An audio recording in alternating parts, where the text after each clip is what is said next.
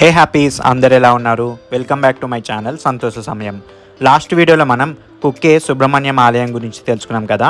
ఈ వీడియోలో మనం శ్రీ క్షేత్రమైన ధర్మస్థల శ్రీ మంజునాథ ఆలయం గురించి, ఆలయం ఎక్కడ ఉంది, ఎలా వెళ్ళాలి, ఎక్కడ స్టే చేయాలి, ఆలయ స్థల పురాణం, ఇలా ఎన్నో విషయాలు ఈ వీడియోలో తెలుసుకుందాం రండి.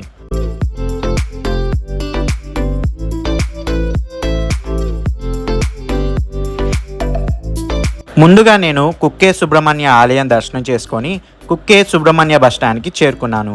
ఈ బస్టాండ్ ఆలయం నుండి ఒక 300 మీటర్ల దూరంలో ఉంటుంది. ఇక్కడ నుండి డైరెక్ట్గా ధర్మస్థలికి బస్సెస్ అందుబాటులో ఉంటాయి. కుక్కే సుబ్రహ్మణ్యం నుండి ధర్మస్థల 53 కిలోమీటర్ల దూరంలో ఉంటుంది. దాదాపు గంటన్నర సమయం పడుతుంది. కేఆర్సిటీసీ వాళ్ళు 80 రూపాయలు ఛార్జ్ చేశారు. ఇప్పుడు మన తెలుగు రాష్ట్రాల నుండి ధర్మస్థల ఎలా చేరుకోవాలో తెలుసుకుందాం. మన తెలుగు రాష్ట్రాల నుండి ధర్మస్థలకు డైరెక్ట్ ట్రైన్స్ అందుబాటులో లేవు. ముందుగా బెంగళూరుకి చేరుకొని అక్కడి నుండి ధర్మస్థల చేరుకోవచ్చు. బెంగళూరు నుండి ధర్మస్థలకు డైరెక్ట్ బస్సెస్ అందుబాటులో ఉన్నాయి. ఒకసారి కేఎస్ఆర్టీసీలో చెక్ చేయండి. ఫ్లైట్లో వచ్చే వాళ్ళు ముందుగా మంగళూరు ఎయిర్పోర్ట్ చేరుకొని అక్కడి నుండి ధర్మస్థల ఆలయానికి చేరుకోవచ్చు. ఎయిర్పోర్ట్ నుండి ధర్మస్థల ఆలయం 80 కిలోమీటర్ల దూరం ఉంటుంది. అలా ఒక గంటన్నర ప్రయాణం చేశాక ధర్మస్థల బస్టాండ్ చేరుకున్నాను.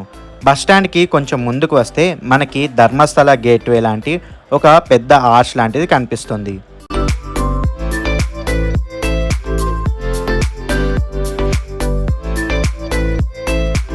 ఇలా ఈ ఆర్చ్ నుండి ఒక 500 మీటర్ల లోపలికి నడుచుకొని వెళ్తే ఆలయానికి చేరుకుంటాం. ఆలయానికి వెళ్ళే దారిలోనే మనకి రైట్ సైడ్ కొన్ని బిల్డింగ్స్ కనిపిస్తున్నాయి కదా, అవే ఆలయ రూమ్స్. ఇందులో మనం రూమ్స్ తీసుకోవచ్చు. ఆన్లైన్ బుకింగ్ కూడా అందుబాటులో ఉంది. ఆ లింక్ మీకు డిస్క్రిప్షన్లో ఇస్తాను, చెక్ చేయండి. ఆలయానికి వెళ్ళే దారిలోనే మహాశివుడు నంది వాహనంపై ఉన్న పెద్ద స్టాచ్యూను చూడవచ్చు. ఇలా కొంచెం ముందుకు వెళ్తే ఆలయం ఎదురుగా స్వామివారికి వివిధ రాజులు సమర్పించిన రథాలు కనిపిస్తాయి.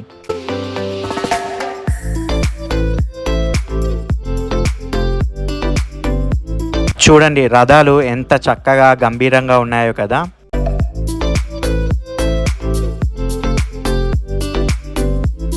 అలా రథాలు చూసుకొని కొంచెం ముందుకు వెళ్తే ఆలయం కనిపిస్తుంది. ఇదే ధర్మస్థల ఆలయం. ఈ ఆలయం కర్ణాటక రాష్ట్రంలోనే అతి ఎక్కువ మంది దర్శించే ఆలయం. మనకి తిరుపతి ఎలాగో ఈ రాష్ట్రం వాళ్ళకి ధర్మస్థల అంత పవిత్రమైనది.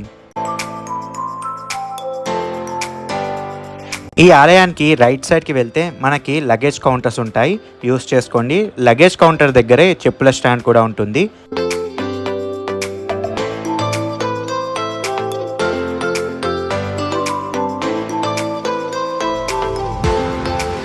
ఈ ఆలయంలో దర్శనం 2 రకాలుగా ఉంటుంది. ఒకటి ఉచిత దర్శనం, అలాగే 200 రూపాయల సన్నిధ సేవ దర్శనం. ఈ 2 దర్శనాల తేడా ఏంటంటే స్వామివారి దర్శనానికి ఆల్మోస్ట్ 3 నుండి 4 గంటల టైం పడుతుంది. ఉచిత దర్శనానికి వెళ్తే ఆ 3 నుండి 4 గంటలు క్యూలోనే వెయిట్ చేయాల్సి ఉంటుంది. అదే 200 రూపాయల దర్శనానికి వెళ్తే మనల్ని కంపార్ట్మెంట్లో కూర్చోబెడతారు. అలాగే 200 టికెట్కి ఒక ప్రసాదం ప్యాకెట్ కూడా ఫ్రీగా ఇస్తారు. అలా గంటన్నర కంపార్ట్మెంట్లో కూర్చున్నాక మమ్మల్ని దర్శనానికి అలౌ చేశారు.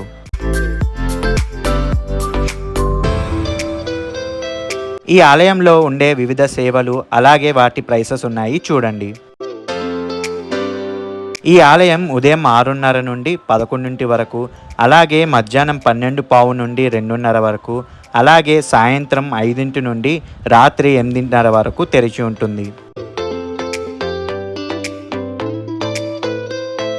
ఇక్కడ మహాశివుడు మంజునాథ రూపంలో, అలాగే అమ్మవారు చంద్రప్రభ రూపంలో దర్శనమిస్తారు.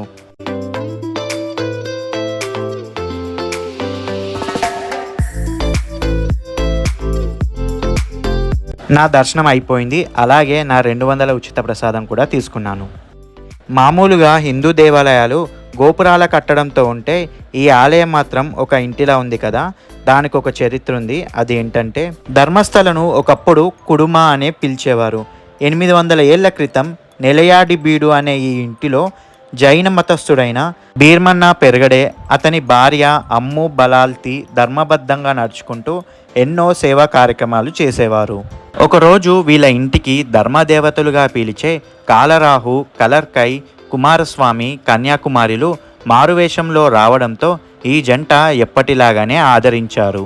ఆ రాత్రి భీర్మన్నకు ఈ ధర్మదేవతలు కలలో కనిపించి తమ గురించి తెలియజేసి ఆ కుటుంబం ఉంటున్న ఇంటిని ధర్మస్థాపనకు ఉపయోగించుకోవాలన్నట్లుగా వివరించడంతో మర్నాడే భీర్మన్న తన వాళ్ళందరినీ తీసుకొని ఇల్లు వదిలి వెళ్ళిపోయాడట. కొన్నాళ్లకు మళ్ళీ ఆ దేవతలే భీర్మన్నకు కలలో కనిపించి తమ విగ్రహాలను ప్రతిష్ఠించమని చెప్పడంతో తన ఇంటికి తిరిగి వచ్చి వాళ్ళు చెప్పినట్లుగా చేశాడట. ఆ సమయంలో పూజాది కార్యక్రమాలను నిర్వహించేందుకు వచ్చిన బ్రాహ్మణులు ఇక్కడ శివలింగం కూడా ఉంటే మంచిదని సూచించడంతో అన్నప్ప అనే మరో భక్తుడు ప్రత్యేకంగా శివలింగాన్ని తీసుకొచ్చి ప్రతిష్ఠించాడట. కొన్నాళ్లకు భీర్మన్న వంశానికి చెందిన దేవరాజ హెగడే అనే భక్తుడు ఉడిపికి చెందిన వరదరాజస్వామి అనే పీఠాధిపతిని ఈ ఆలయానికి ఆహ్వానించాడట. ఆ స్వామీజీ శివలింగానికి విశేషమైన పూజా కార్యక్రమాలు నిర్వహించి ఇక్కడ జరుగుతున్న మంచి పనులను చూసి ఈ ప్రాంతానికి ధర్మస్థల అనే పేరు పెట్టాడని, అప్పటి నుండి ఈ క్షేత్రం గురించి అందరికీ తెలిసిందని అంటారు.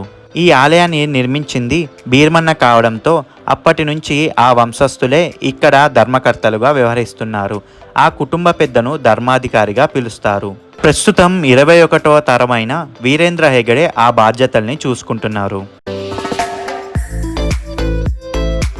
ఇక్కడ శివరాత్రి రోజు చేసే శివారాధనను చూసేందుకు 2 కళ్ళు చాలవట. ఆ వీడియో మీకు లాస్ట్లో చూపిస్తాను. ఇప్పుడు ఆలయానికి ఎడంవైపున్న అన్నప్రసాదాలయానికి వెళ్దాం. ఈ ప్రసాదాలయాన్ని అన్నపూర్ణ అని పిలుస్తారు.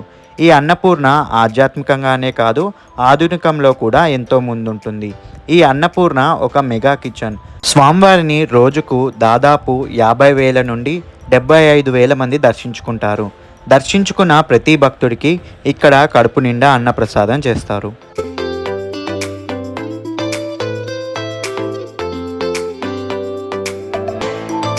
ఈ ఆలయంలోనే మొట్టమొదటిగా సోలార్తో పనిచేసే వంట పరికరాలు, అలాగే దాదాపు అన్ని రకాల పనులకు సోలార్ ఎనర్జీని వాడుతారు.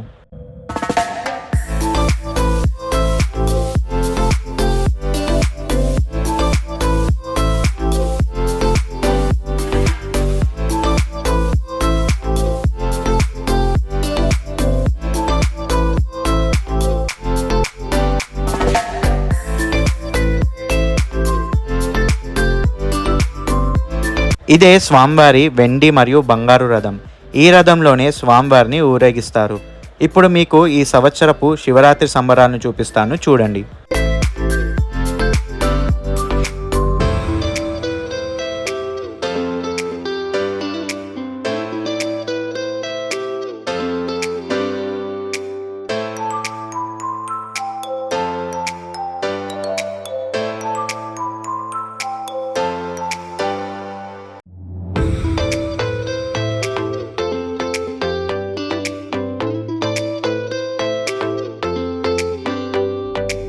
ఇదండి శ్రీక్షేత్రమైన ధర్మస్థల శ్రీ మంజునాథ ఆలయం యొక్క విశేషాలు. మీకు గనక ఈ వీడియో నచ్చినట్లయితే please like, share and comment చేయండి. అలాగే మరెన్నో వీడియోస్ కోసం ఈ ఛానల్ని సబ్స్క్రైబ్ చేసుకోండి. మళ్ళీ మరో వీడియోతో మీ ముందుకు వస్తాను. అంతవరకు మీ సంతోష సమయాన్ని గడపండి.